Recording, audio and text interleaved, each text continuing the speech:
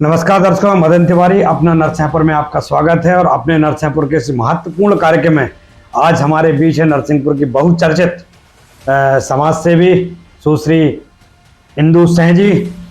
इनका मैं आपको थोड़ा सा परिचय दे दूं, क्योंकि आप पीजी कॉलेज में शिक्षिका भी हैं, वहीं योगा की आप शिक्षक भी हैं, बहुत अच्छी राइटर्स हैं। आप जो लिखती हैं, लेख लिखती हैं, वो लेख भी जहाँ तहाँ अखबारों में और उनमें प्रसारित होते हैं और आम जनता को इसका बड़ा लाभ भी मिलता है।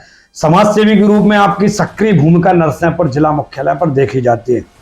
तो इसी तारतम्य में हम आज आपके बीच उनको लेकर आए हैं और उनसे कुछ महिला सशक्तिकरण को लेकर भी हम चर्चा करेंगे, घरेलू हिंसा को लेकर भी हम चर्चा करेंगे, और जो बच्चियों के ऊपर हो रही लगातार घटनाक्रम है उस पर भी हम कुछ चर्चा करेंगे। तो पहले हम आपका परिचय कराते हैं इंदु सिंह जी से। आपका बहुत बहुत स्वागत है। धन्यवाद। एक आप बहुत अच्छी समाज सेवी हैं, बहुचर्चित जिले का चेहरा हैं आप, तो क्योंकि एक शिक्षक हैं और गुरु की अपनी एक महती भूमिका होती है जीवन में।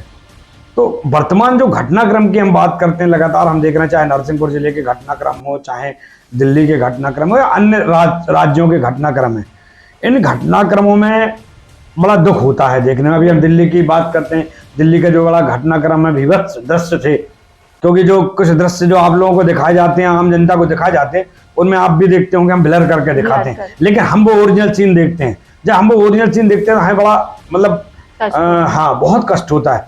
तो इन कष्टों की स्थिति में मतलब इसमें किसको दोषी मानते हैं आपकी वास्तव में? इसमें समाज की क्या भूमिका है, उस बच्ची की क्या भूमिका है, या हम बात करें तो परिजनों की और परिवार की, माता पिता की कितनी जिम्मेदारी? जी, ये बहुत अच्छा सवाल है, क्योंकि लगातार हम देख रहे हैं कि एक घटना घट के हम उसके ऊपर अपनी प्रतिक्रिया व्यक्त करते नहीं कि दूसरी घटना हमारे सामने आ जाती, और हर घटना दूसरे से कुछ मैं देख रही हूँ कुछ ज़्यादा ही अधिक बर्बर रूप में आती। अभी श्रद्धा आफ्ताब का चल ही रहा था, हम लोगों ने देखा कि 35 टुकड़े करे, उसके बाद फिर एक और घटना आई और फिर ये अभी तीसरी घटना आ गई जो कि बहुत ही बर्बरतापूर्ण है। तो हम देख रहे हैं कि धीरे धीरे हमारे समाज में परिवर्तन आया। कहाँ हमारा संयुक्त परिवार होता था और बच्चे ऐसे पलते थे, आस पड़ोस सभी लोग उन पे नजरें रखते थे, मतलब कभी ऐसा होता ही नहीं था कि बच्चे अकेले हों। लेकिन जब समाज में परिवर्तन आया, एकल परिवार में पहुंच गया, फिर उसके बाद शिक्षा, और फिर ये कि माता भी नौकरी कर रही, पिता भी नौकरी कर रहे, बच्चे अकेले रहने को मजबूर है। तो इन सब हालातों के साथ मतलब हम आगे तो बढ़े कि चलो शिक्षा आई है, रोजगार आया है, कमाई बढ़ गई, लेकिन कहीं ना कहीं हम पारिवारिक और सांसारिक संस्कार देने वाली स्थिति में हम लोग कहीं ना कहीं पीछे रह गए। क्योंकि जो हमारे को संस्कार मिले या जो माहौल मिला, सुरक्षित माहौल, क्योंकि हम लोगों ने भी वो स्थितियां देखी कि माता पिता नहीं तो पड़ोसी देख रहे हो ना, पड़ोसी ने भी आपको एक चपत लगा दिए तो माता पिता ने नहीं कुछ कहा। आपके गुरुजनों का भी आपके ऊपर इतना अधिकार होता था कि वो हक से आपको मारते थे। लेकिन अब देखते हैं कि स्कूलों में टीचर नहीं मार सकता है, घर में माता पिता नहीं मार रहे हैं, कहीं भी मतलब आसपास का तो कोई व्यक्ति शिकायत कर देगा तो परिवार वाले बात ही नहीं करेंगे कि मेरे बच्चे की आपने शिकायत कर दी, हमको इनसे संबंध ही नहीं रखना। तो इन सब से क्या होता है, समाज भी आपसे कटता जाता है, सब दूरियां बढ़ती जाती। तो इन सब चीजों में बच्चा जो है उसको उतना सुरक्षित माहौल नहीं मिल रहा। और आसपास देख रहे हैं मोबाइल के आने के बाद, तो जो बच्चे को आज 12 साल या 10 साल की उम्र में ज्ञान हो रहा है, वो हम लोग को 25-30 साल में भी नहीं होता था, क्योंकि इतनी सारी चीज़ें हमारे पास अवेलेबल नहीं होती। तो अब क्या हो रहा है कि बच्चे भी हो रहे हैं, लेकिन वो सिर्फ उनको जो नॉलेज मिल रहा है वो मोबाइल से या आसपास जो देखकर इंटरनेट से, लेकिन उस रूप में उनकी बौद्धिक जो है परिपक्वता नहीं हुआ है ना, मैच्योरिटी नहीं आई। हाँ, वो नहीं आई, तो वो उसका सही गलत नहीं समझ पाते, केवल वो उतना देखते हैं और उसको कॉपी करने लगते। चाहे वो वीडियो के ट्रेंड की बात करें अपन, चाहे रील की बात करें, आजकल लोग ट्रेंड करें। मैं देख रही हूँ बहुत छोटी छोटी बच्चियां, मतलब मुझे आश्चर्य होता है कि इनके मम्मी पापा इनको कैसे ये करने के लिए परमिशन दे देते। मतलब इतनी सी बच्ची हाव भाव दे रही है बिल्कुल बालिग बच्ची की तरह, और जो संवाद भी वो बोल रही है, तो मतलब वो संवाद देख के मैं हतप्रभ रह जाती हूँ कि संवाद बोलने के लिए इसके घर में ही तो कहीं वीडियो बना होगा ना। आप देखिए ऐसे कई रील हैं, आते हैं बिल्कुल। तो क्या हो रहा है कि क्योंकि आपकी रील जितनी वायरल होगी, जितने लाइक्स मिलेंगे, कमेंट्स मिलेंगे, आपको उसमें से पेमेंट मिलेगा, है ना, तो कहीं ना कहीं आप सेलिब्रिटी के रूप में आएंगे। तो आज आपके मम्मी पापा आपको इस चीज को बढ़ावा दें। प्रॉब्लम कब आएगी? वही बच्ची जब आपके विरोध में खड़ी हो जाएगी, बिल्कुल, है ना। तो वहां पर आपने उसको भी बढ़ावा दिया, क्योंकि आपको भी अच्छा लग रहा है कि लोग देख रहे हैं, 1 मिलियन लाइक आ गए हैं, इतना ये आ गया, डिस्क आ रही है घर में, आप बहुत खुश हो रहे हैं। लेकिन वहीं पर कहीं प्रॉब्लम होगी। तो क्या होता है, इन्हीं चीजों में जब आपके बड़े जब घर में होते हैं तो वो भी टोकते हैं, तो माता पिता को बुरा लगता है, तो आप परिवार से अलग हो जाते हैं।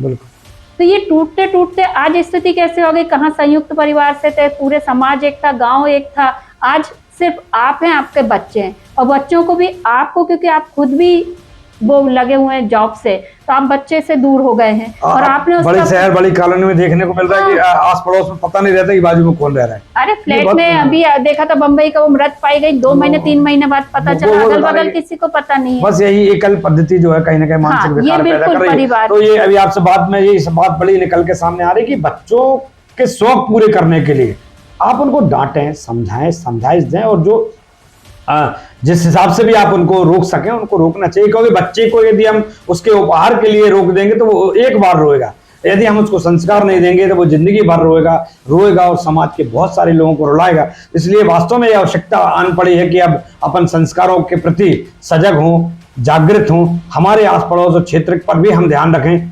चलिए हम आगे बढ़ते हैं जी, आगे की जो हमारे तारतम्य में बात करते हैं इंदु जी आपसे कि नरसिंहपुर में भी लगातार हम देख रहे हैं कि ऐसी घटनाओं को अंजाम दिया जा रहा है, आप लोग लगातार ज्ञापन सौंप रहे हैं। तो जब आप ज्ञापन सौंपते हैं तब क्या अनुभूति होती है, और वास्तव में इसमें जिम्मेदारी, क्योंकि लगातार जब कोई घटनाक्रम हो जाता है तो प्रशासन को भी कटघरे में खड़ा जाता है। बिल्कुल, समाज के जो लोग हैं वो मूक दर्शक बन के खड़े होते हैं, क्षेत्रीय जनता मूक दर्शक बन जाती है, और भी जो लोग होते हैं वो मूक दर्शक बन के, क्योंकि आपने भी देखा होगा जो दिल्ली वाला घटनाक्रम था तो कि जो लोग मूक दर्शक बने खड़े हैं वो बिटिया को लगातार 12-13 घाव खुद के शरीर में दिए आते हैं, लेकिन परिस्थितियां होती हैं कोई बोल नहीं पाता। इसके लिए आप क्या कहना चाहोगे आम जनता से कि उनको कितना जागरूक रहना चाहिए या कितना समाज के प्रति जिम्मेदार होने की आवश्यकता, क्योंकि आप एक समाज सेविका हैं? जी, क्योंकि जैसे कि हम तो अपन तो उस देश के लोग हैं जो कहते हैं कि वसुधैव कुटुंबकम, हमने तो पूरे विश्व को एक परिवार माना, लेकिन अब स्थिति ये आ गई कि हम अपने परिवार को भी परिवार के रूप में नहीं देख पा रहे, अगल बगल तो बहुत दूर बात है। तो ये जो हमारे अंदर स्वार्थपन आया, ये कहीं ना कहीं इसमें बदलाव की जरूरत है। हमको सबको समग्र रूप में एक साथ सबको लेकर चलने की आवश्यकता है, क्योंकि हमारे समाज में और भारतीय परंपरा में तो अभी तक तो हमने यही सुना है कि बेटियां साझा होती है, बेटी किसी एक की नहीं होती। तो उस बेटी का कहीं भी आपको ऐसा लगता है कि पैर डगमगा रहा है या उस बेटी की कोई, तो आप माता पिता को उसके बता सकते हैं। हाँ, ये भी आजकल थोड़ा सा परिवर्तन हुआ कि माता पिता अपने बच्चों की बुराई सुनना नहीं चाहते, लेकिन यदि आप उस समय रहते ही उस चीज को सही कर सकते हैं तो करिए।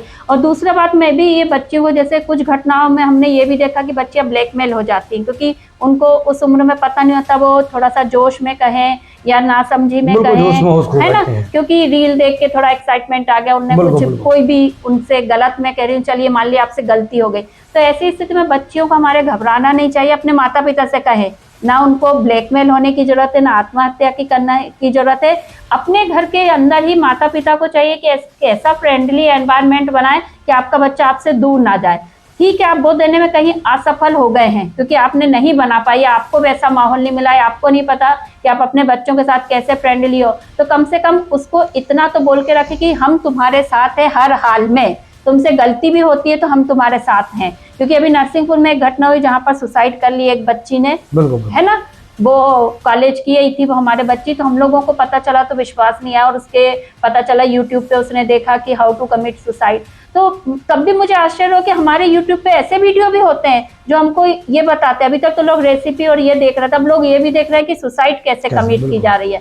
तो कहीं ना कहीं सरकार की जिम्मेदारी बनती है कि वो यूट्यूब से इस तरीके के वीडियोस को बिल्कुल हटा दे, क्योंकि मेरे को नहीं लगता इन वीडियो की कोई आवश्यकता है, बिल्कुल सही है ना। रेसिपी और दूसरी चीजों की तो हम मान सकते हैं कि चले हमारे समाज में या किसी चीज के लिए कहीं ना कहीं जरूरी है, लेकिन सुसाइड के वीडियो या सुसाइड को कैसे करना कि बिल्कुल सही तरीके से करें, तो ऐसे वीडियो भी हमारे यूट्यूब पे पड़े हुए, तो इन सबको सरकार हटा दे। मतलब सरकार की जिम्मेदारी कहाँ पर आती है, जब चीज उस कैटेगरी में पहुंच गई जहां तक परिवार के कोई, तो आप अपनी स्थिति ऐसे बनाए कि आपको सरकार तक पहुंचना ही नहीं पड़े, परिवार के ही रूप में आप अपनी परिस्थितियों एक चीज देखने को मिलती है कि परिवार में से माता है या पिता है, माता में या पिता में कोई ना कोई एक ऐसा होगा कि जो बच्चों से फ्रेंडली ना होकर वो अपने आप को स्ट्रिक्ट प्रमाणित करना चाहता है कि मैं पिता हूं, मैं माँ हूं।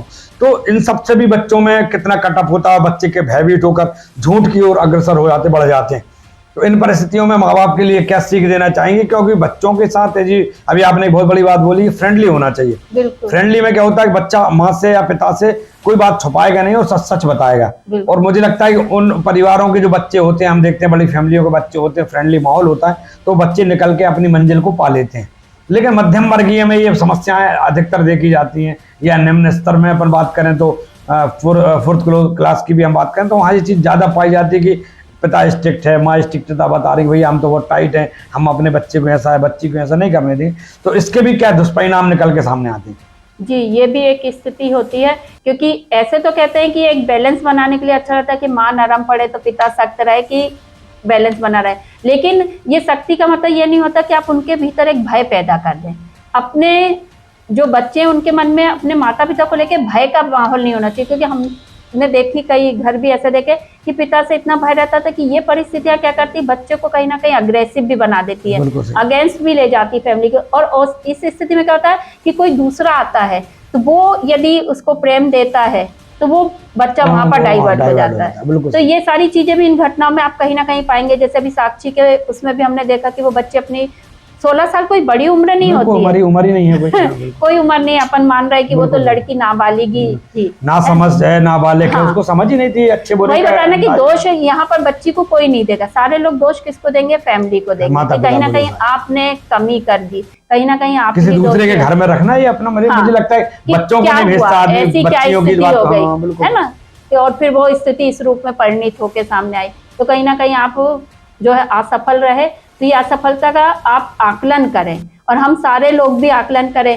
क्योंकि बहुत से लोग घटनाओं को सोचते नहीं मेरे घर ऐसा नहीं हो सकता या हम ऐसा नहीं है। हम मानते हैं कि ऐसा नहीं है और किसी घर में ऐसा होना भी नहीं चाहिए, लेकिन कहीं ना कहीं जब ऐसी कोई घटना हो तो थोड़ा सा आकलन करें और अपने बच्चों को भी थोड़ा सा समझाएं और हर स्थिति के लिए उनको तैयार करें और उनसे कहें कि हम आपके साथ हैं। हर स्थिति में कहें कि हम आपके साथ हैं, आपके पीछे खड़े हुए हैं, आप काम करो।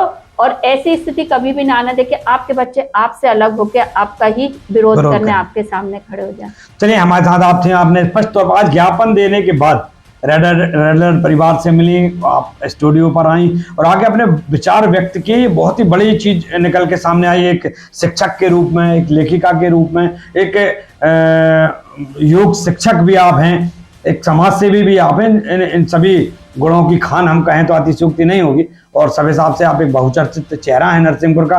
तो मैं भी ये आपसे गुजारिश करूंगा कि उन्होंने जो एक एक शब्द कहे हैं, समुद्र सी गहराई है हर शब्दों में, उन शब्दों को यदि अमल में लाया जाए और वास्तव में पारिवारिक जो माहौल है फ्रेंडली यदि होगा बच्चों के साथ, नियम से तो बच्चों के बुजुर्गों के साथ भी, क्योंकि जब बुजुर्ग अपनी उम्र पे आते हैं तो वो बच्चे के रूप में ही जिद करते हैं, हट करते हैं, वही परेशानियां वो पैदा करते हैं जो एक छोटा नन्हा बालक करता है। तो अपने परिवार के साथ यदि आप बुजुर्ग हो चाहे बच्चे हो, एक फ्रेंडली माहौल बना के रखेंगे तो मुझे लगता है कि आपके परिवार में 4 चांद लगेंगे, आपके समाज में प्रतिष्ठा बढ़ेगी और बच्चे अपनी जो भी इच्छाएं हैं उनको भी पूरा कर पाएंगे। तो आप सभी अपने परिवार की तरफ देखें, आप अपने जो एकल पद्धति जो चल पड़ी है उस पर भी रोकथाम लगाने का प्रयास करें, सामूहिक रूप से एक पारिवारिक जिम्मेदारियों को निभाते हुए, जितनी समाज की है उतनी परिवार की, मोहल्लों की और आसपास में जो रहने वाले लोग हैं उनकी सबकी अपनी अपनी जवाबदेही है। मुझे लगता है जवाबदेही सभी तय करके कुछ कार्य करेंगे तो हर विषय में, हर क्षेत्र में सफलता मिलेगी। आपने हमें बहुत कीमती समय दिया, इसके लिए बहुत बहुत धन्यवाद। धन्यवाद।